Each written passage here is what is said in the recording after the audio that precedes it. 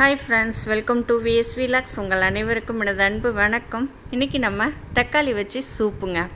ரொம்ப அருமையாக இருக்குங்க. அதுக்கு 5 பெரிய தக்காளி எடுத்திருக்கேன், 1 கேரட் எடுத்திருக்கேன், 1 கைப்பிடி சின்ன வெங்காயத்தை தோல் உரித்து வச்சுருக்கேன், ஒரு 10-12 பூண்டை தோல் உரித்து வச்சுருக்கேன், 1 ஸ்பூன் மிளகு, 1/2 ஸ்பூன் சீரகம், கொஞ்சம் பட்டர், ஒரு பிரியாணி எல்லாம் எடுத்துக்கிட்டேங்க. இப்போ நம்ம செய்ய ஆரம்பிச்சிடலாம். ஸ்டவ்வில் ஒரு சின்ன குக்கர் வச்சுட்டு இதில் நம்ம எடுத்து வச்ச வெண்ணெயை போட்டுக்கலாங்க. வெண்ணெயில் செய்கிறப்போ அந்த சூப்பு ரொம்ப டேஸ்ட்டாக இருக்கும். அதனால் வெண்ணெய் யூஸ் பண்ணி பாருங்கள். இதுலேயும் நம்ம மிளகு, சீரகம், பிரியாணி இலை 1 இதையும் போட்டு லைட்டாக வறுத்துக்கலாம். லைட்டாக வறுத்தா போதுங்க, ரொம்ப வறுக்கணும்னு அவசியம் இல்லை. அந்த மிளகில் லைட்டாக வறுபட்டால் போதும். இதுலேயும் நம்ம வெங்காயம், பூண்டும் போட்டுடலாம். அதையுமே லைட்டாக வறுத்துக்கலாம். இப்படி லைட்டாக வறுத்து செய்கிறப்ப அந்த சூப்போட டேஸ்ட்டு ரொம்ப நல்லா இருக்குங்க. இப்போ இதோடையே நம்ம கேரட்டையும் போட்டுடலாம். ஒரே ஒரு கேரட், பெரிய கேரட்டை நல்லா தோல் சீவிட்டு இந்த மாதிரி கட் பண்ணி வச்சுருக்கேங்க. இதையும் போட்டு லைட்டாக வதக்கிட்டு அதுக்கப்புறம் நம்ம எடுத்து வச்ச தக்காளியும் போட்டுக்கலாம். ஒரு 5 தக்காளி நான் எடுத்துக்கிட்டேங்க. நல்ல பெரிய தக்காளியாக, பழுத்த தக்காளியாக எடுத்துக்கோங்க. சூப் ரொம்ப டேஸ்ட்டாக இருக்கும். அந்த தக்காளியும் 1 நிமிஷம் வதக்கி விட்டுக்கலாம்.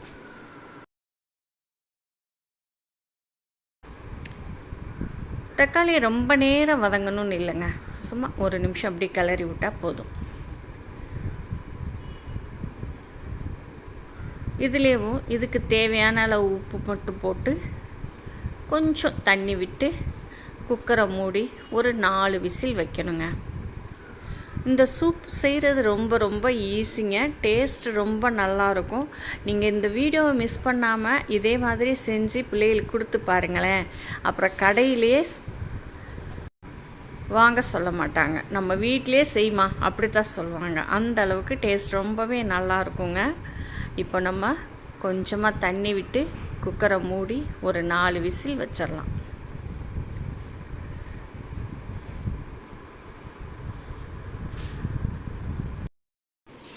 இப்போ நம்ம குக்கரை திறந்து பார்க்கலாங்க. பாருங்கள், நல்லா வெந்து வந்திருக்கு. இப்போ நம்ம பிரியாணி இலை போட்டோம்ல, அதை வெளியே எடுத்துடலாம். இப்போ எல்லாத்தையும் நம்ம அரைக்க போகிறோம். இப்போ பிரியாணி இலை இந்த ஸ்மெல் இருந்தால் போதுங்க, அதையும் சேர்த்து அரைக்க வேண்டாம். அதை எடுத்துகிட்டு இப்போ மிக்ஸி ஜாரில் போட்டு இந்த அளவுக்கு நல்லா அரைச்சி எடுத்துக்கலாம். இதை நல்லா வடிகட்டிடலாங்க. தண்ணி எந்த அளவு வேணுமோ அந்த அளவுக்கு ஊற்றி வடிகட்டுங்க. எந்த அளவுக்கு முடியுமோ அந்த அளவுக்கு நல்லா வடிகட்டி எடுத்துருங்க.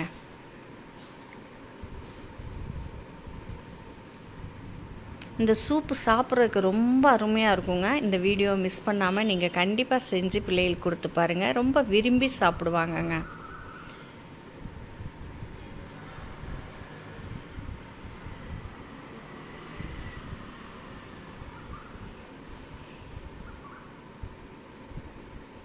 இப்போ நம்ம நல்லா வடிகட்டி எடுத்தாச்சுங்க.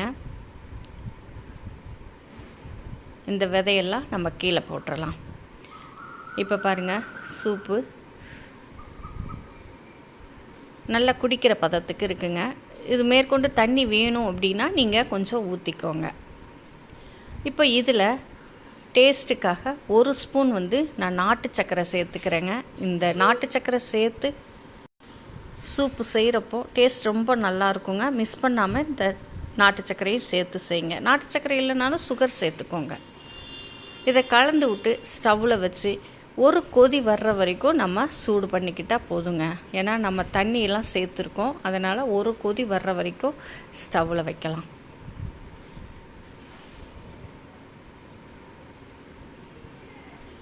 இப்போ நல்லா கொதிக்க ஆரம்பிச்சிச்சிங்க.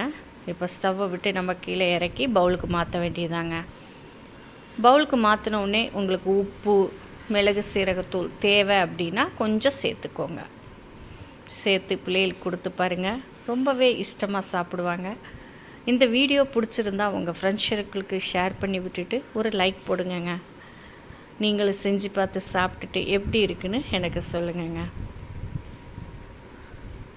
எனக்கு லைட்டாக உப்பு தேவைப்பட்டது, அது மட்டும் லைட்டாக போட்டுக்கிறேங்க. மற்ற எல்லாமே காரம்லாம் ரொம்ப கரெக்டாக இருந்தது. அடுத்ததாக நம்ம தக்காளி சாஸ். இந்த தக்காளி சீசனில் ரேட்டு கம்மியாக இருக்கப்போ நம்ம இந்த மாதிரி தக்காளி சாஸ் செஞ்சு வச்சுக்கிட்டோம் அப்படின்னா ஒரு 6 மாதத்துக்கு கூட கெடாதுங்க. நீங்கள் கடையில் வாங்குகிற சாஸை விட இது சூப்பராகவே இருக்குங்க. கண்டிப்பாக ட்ரை பண்ணி பாருங்கள். இதுக்கு நான் தக்காளி ஒரு 1/2 கிலோவோட கொஞ்சம் கூட எடுத்திருக்கேன். இது கட் பண்ணுறப்போ அந்த க்ரீனாக இருக்குல்ல, அந்த கடினமான பகுதியை நம்ம கட் பண்ணி போட்டுட்டு நம்ம இதை குக்கரில் வேக வைக்க போகிறோங்க. இந்த பாகத்தை கட் பண்ணி எடுத்துருங்க. அப்போ தான் சாஸ் நமக்கு ஸ்மூத்தாக இருக்கும்.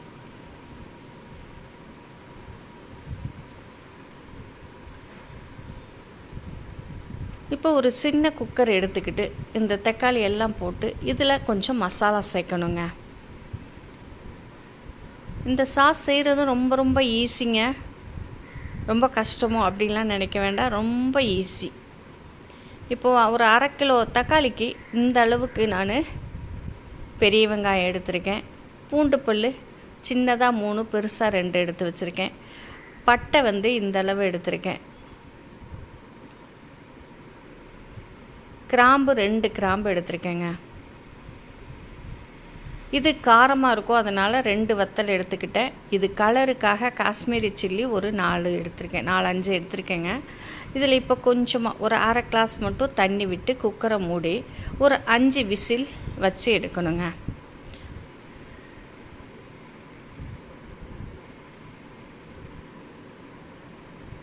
இப்போ விசில் அடங்கினோடனே திறந்து பாருங்கள், நல்லா வெந்து வந்திருக்கு பாருங்கள். இதை இப்போ நம்ம மிக்ஸி ஜாரில் போட்டு அரைச்சி வடிகட்டணுங்க. நல்லா நைஸாக அரைச்சிடுங்க, அப்போ தான் நமக்கு ஸ்மூத்தாக இருக்கும் பார்க்குறப்போ. தக்காளி சீசன் இருக்கிறப்பமே இந்த மாதிரி சூப்பு, இந்த மாதிரி சாஸ் செஞ்சு பிள்ளைகளுக்கு கொடுத்தோம் அப்படின்னா ரொம்ப ரொம்ப பிடிக்குங்க பிள்ளைகளுக்கு. அதுவும் முக்கியமாக இந்த சாஸ் ரொம்பவே பிள்ளைகளுக்கு பிடிக்கும். நம்ம கடையில் வாங்கி கொடுக்குறப்போ பயமாக இருக்கும், இது கெட்டு போகாமல் இருக்குது, என்னென்ன போட்டாங்கன்னு தெரியலையே அப்படின்னு ஒரு பயத்திலேயே கொடுப்போம். நம்ம பிள்ளைங்களுக்கும் இந்த சாஸ் தோசை, இட்லி, சப்பாத்தி எதுக்குனாலும் சில பிள்ளைங்க இந்த தக்காளி சாஸ் தான் கேட்பாங்க.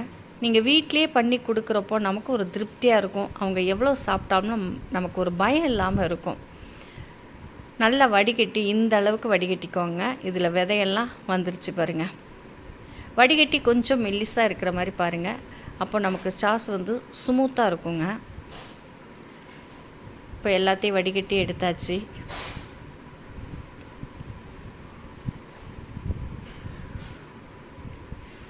இதை நான் ஒரு அடிகனமான கடாயில் ஊற்றி காய்ச்சணுங்க. பார்க்கும்போதே பாருங்கள், இப்போமே நமக்கு சாஸ் ரெடியான மாதிரி இருக்குது. ஆனால் இதுக்கு இனிப்பு, உப்பு எல்லாம் போட வேண்டி இருக்குங்க. அடிகனமான பாத்திரத்தில் நம்ம வடிகட்டி வச்ச எல்லாத்தையும் ஊற்றி ஒரு கொதி வர்றப்போ இதுக்கு தேவையான அளவு உப்பு போடணுங்க.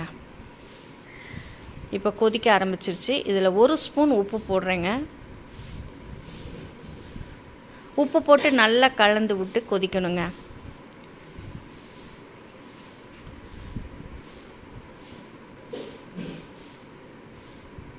உப்பு, சுகரு எது பத்தலைனாலும் நம்ம கலந்து விட்டுட்டு பத்தலைன்னா போட்டுக்கலாம்.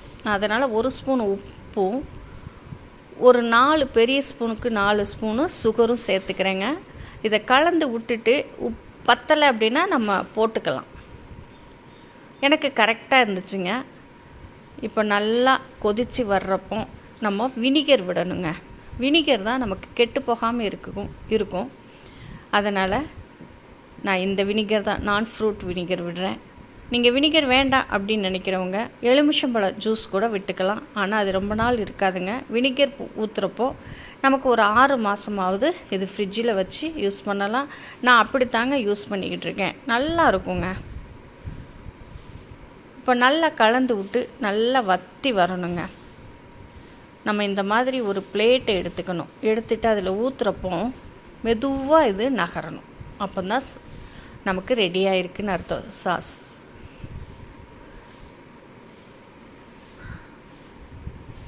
இப்போ லைட்டாக நகருது. இன்னும் 1 நிமிஷம் வச்சு நம்ம கொதிக்க விடலாம். இதை மாதிரி செஞ்சு பாருங்கள். செஞ்சு பார்த்துட்டு எப்படி இருக்குன்னு சொல்லுங்கள்.